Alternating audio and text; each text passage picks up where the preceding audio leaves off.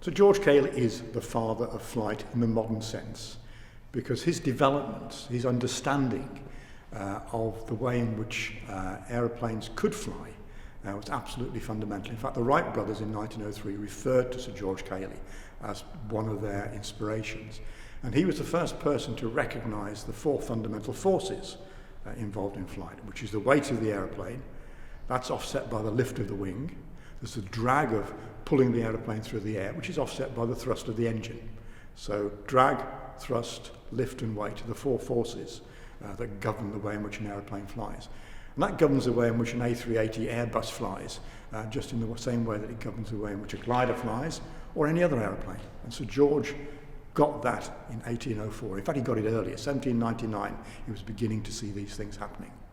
The Yorkshire Philosophical Society was founded nearly 200 years ago.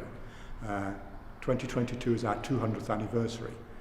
And it's a philosophical society in the 18th century meaning of the word, if you like. It's science. So it's a society for people who are curious about things, people who are interested in things, across the whole spectrum of science, from sort of fundamental particle physics through to the social sciences. So George Cayley was one of the early members of the Yorkshire Philosophical Society. I understand he was in France when the society was formed in 1822, but he joined very soon after that and was one of the early vice presidents of the society. And he always supported the society very strongly.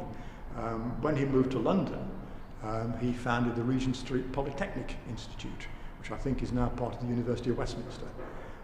So along with his scientific work, he was always interested in the promotion of science, promotion of knowledge to the general public. He was a true creative. He was an engineer with a good fundamental science background, and that's the most creative thing you can possibly be, really.